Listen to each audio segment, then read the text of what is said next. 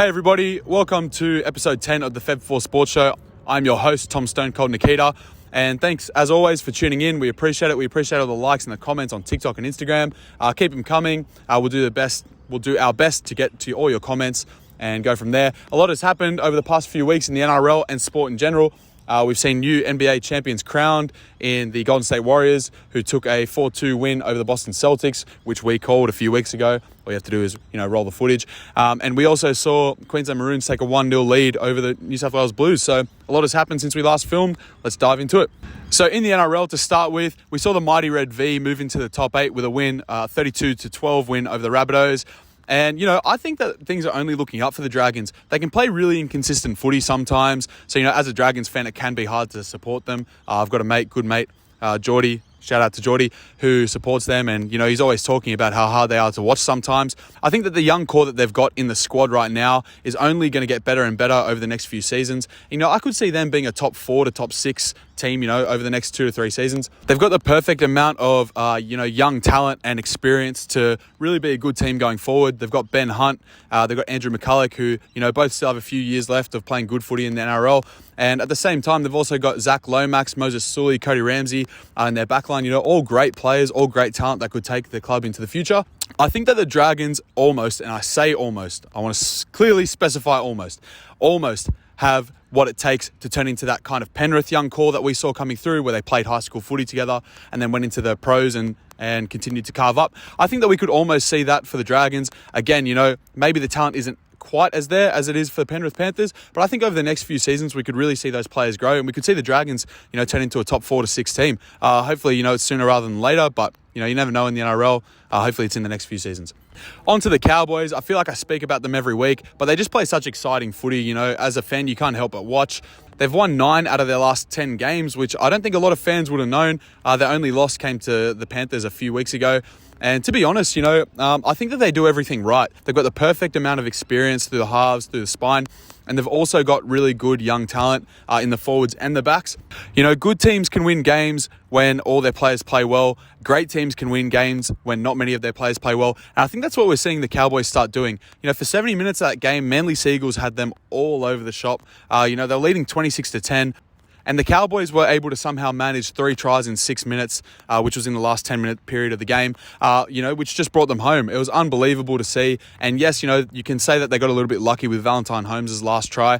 But, that's what good teams do. Well, that's what great teams do. And I think the Cowboys are slowly starting to turn into that team.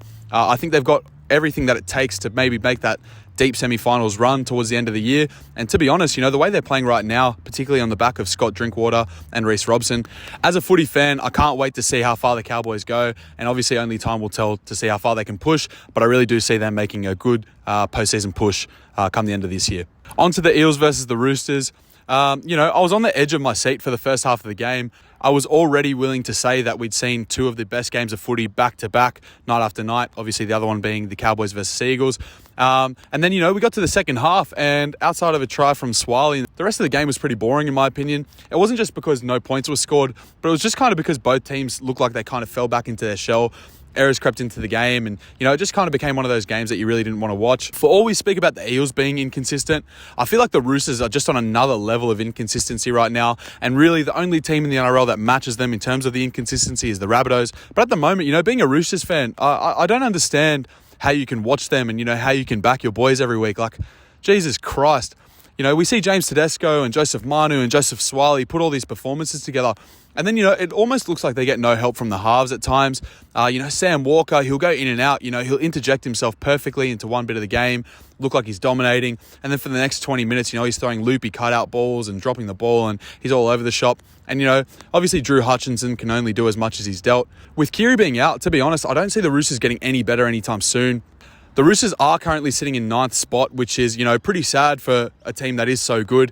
They were challenging for NRL premierships only a few seasons ago, and now they're sitting in 9th.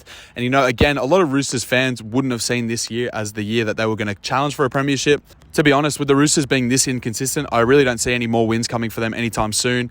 They might grab that 7th or 8th spot, but I don't see them finishing any higher right now. On to the Bulldogs versus Tigers.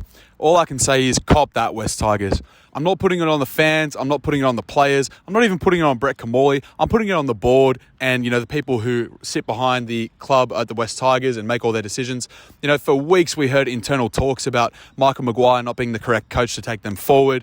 And, after essentially throwing Madge under the bus, they go and produce an absolute shit show of a performance like that. Yes, the Bulldogs were just starting to slowly gain momentum, but a 36-12 loss against the Wooden Spooners, or at the time the Wooden Spooners, it's just embarrassing. And, to be honest, as a fan, you can't sit through that game and tell me that Michael Maguire was ever the problem there. There's much deeper shit here. And to be honest, until Justin Pascoe goes, the Tigers aren't moving anywhere anytime soon. It wouldn't surprise me if we see some of these big name signings want to pull out of their contracts and we see any other players right now at the club want to leave because, to be honest, they're becoming an absolute joke. I think that they're one of the most poorly run organisations, not just in the NRL, but also in Australian sport.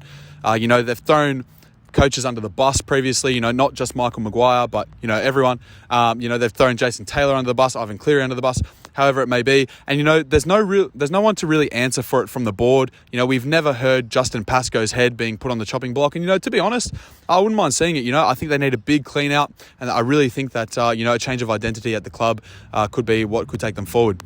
Justin Pascoe, it is time to stop screwing the fans and the club over. I think it's time to leave, mate. And the final talking point, we saw Melbourne beat the Broncos 32-20.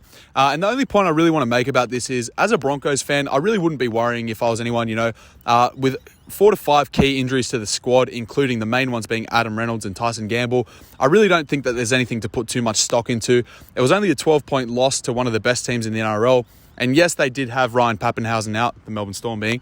I really wouldn't be worrying too much for the Broncos. I think that there are massive things to come for them in their future. And, if they can potentially retain Payne Haas, which, we're now hearing talks of, I think that they're going to be just fine. After seeing the performances of Pat Carrigan lately, I think they've got their leader going forward. I think he's going to be the next captain of the Broncos when Adam Reynolds decides it's time. I wouldn't be putting too much into it.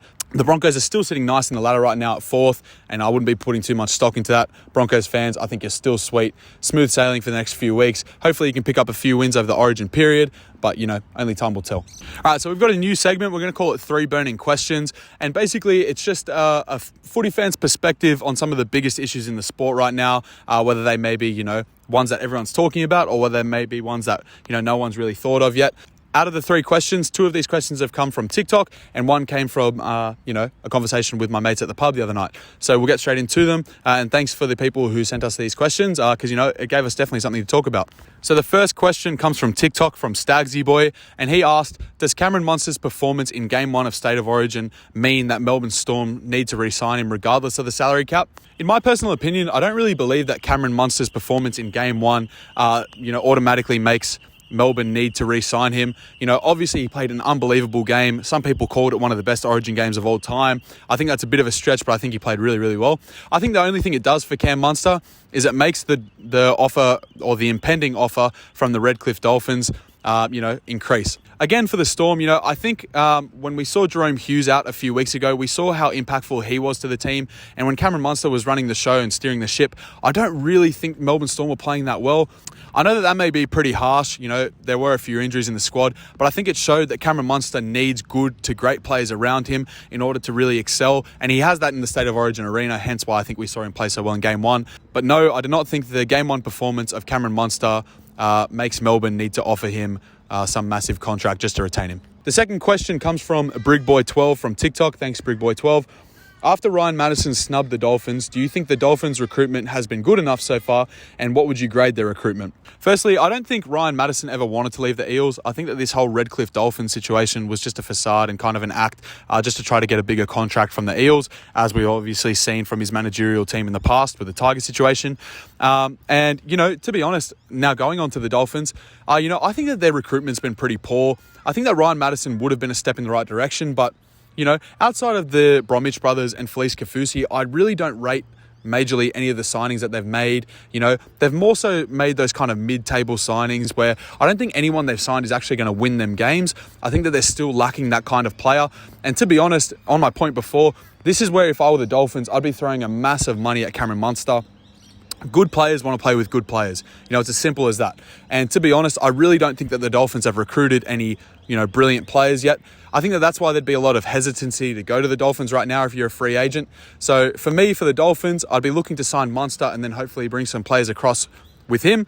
If I had to grade their recruitment so far, I think that the only big signings are the Bromwich brothers and Felice Kafusi. At the moment, I give them a C-. A lot of mid-tier players. I think that they really need to go for those big boys soon in order to make sure that their recruitment looks better for the future and going into next season. And this question came up from me and my mates at the pub the other night when we were having a few froths and talking footy. And that was, what can the NRL do for the Warriors to ensure that they are competitive in future seasons? So obviously this problem is much easier, spoken about than actually done. But basically, I think the biggest problem here, with the New Zealand Warriors and, building pathways is that most Kiwi kids want to play rugby or want to represent the All Blacks rather than playing rugby league for New Zealand.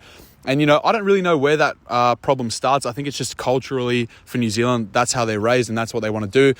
So I think one of the first big things would be, establishing better pathways to get into rugby league and using, some of the biggest Kiwi names in rugby league in order to go and promote and try to scout some of the talent, Stacey Jones, Benji Marshall, Sonny Bill Williams, just 3 names. I think using them and trying to get them as actively involved in the reps systems when the juniors are growing up and in the high school footy systems, I think that would definitely be one of the key ways to go about it. We see a lot of Sydney clubs go poaching for rugby union talent in the high school systems and, obviously Cam Murray and Angus Crichton, 2 names to just pull out of the hat. I think if we saw that in the New Zealand system, I think we could bring a lot of players out of that. Again, making sure that there are more pathways for them to play in the NRL and more financial incentives for them. And I think another incentive for junior Kiwi kids to want to play rugby league for New Zealand and the Warriors, I think would also be for the NRL to go down there and make performance institutes, as we've seen the UFC do in all different parts of the world. I think that making performance institutes in New Zealand and really giving the facilities and the correct pathways again for young Kiwi kids to come through, get better, develop their athleticism, get stronger, get fitter, work on their footy skills. I think that doing that and aligning that with the New Zealand Warriors would really make, Kiwi kids want to play for the Warriors. And I really think it'd break down the stigma of only wanting to play for the All Blacks, making it a big deal to play for the New Zealand Warriors and hopefully strengthening New Zealand footy over the next few years to come. So last episode, I did a real deep dive into State of Origin, and I think Queensland followed what I said pretty well, but I don't think the Blues did at all. I'm not saying that I have all the answers, but basically I think that there are 3 ways for the Blues to kind of get themselves more into the game and potentially come out on top in the series. I think first and foremost, we need to see Nathan Cleary be more dominant, get more involved, in particular with his kicking game. He needs to pin the Queenslanders down and build as much pressure as possible. I think secondly, we need to limit Cam Munster's space. I know they've got a lot of game winners in the squad, but limiting Cam Munster's space in particular is just going to take the pressure off the outside backs defensively. And, we have rookies in the squad, so we need to make sure that we're looking after them. And thirdly, I think we need to be more dominant in the forwards. We've had pretty much all of our back line taking all of our early hit-ups, in the sets just to give the forwards a break. But I think that where we're going to win it is being dominant in the forwards. I think we need to see Payne Haas, Jake Trbojevic, Isaiah Yeo really get involved and really do the hard work early. I think that's where New South Wales Blues could win the game. Where Queensland will get the edge, as we called a few weeks ago, I think that kicking to their big wingers, they've obviously got the size advantage over us, not Daniel Tupou, but over Brian Toto in particular. I think that they're going to continue to do that. I also think that the Blues targeting Munster in defence is going to create a lot more space for Kalen Ponga and Harry Grant to do their thing. And to be honest, they're both lethal ball runners. And with the defensive line being so focused on Cam Munster, I think that they could really exploit us out wide. And I think the second way that we could see Queensland winning it is continuing those workhorse performances. We saw Ruben Cotter put in an absolute clinic. He played all 80 minutes and, killed it. And obviously he's now out, so that's a plus for the Blues. But I think if we could see Pat Carrigan kind of replace him in that role, play 60 to 70 minutes, give it his all, I think that those kind of performances are what separates Queensland and New South Wales in Origin. And to be honest, if they could get that out of their forwards, whoever it may be from, Pat Carrigan in particular, I really think that we could see Queensland win Game 2 and therefore take out the State of Origin series for 2022.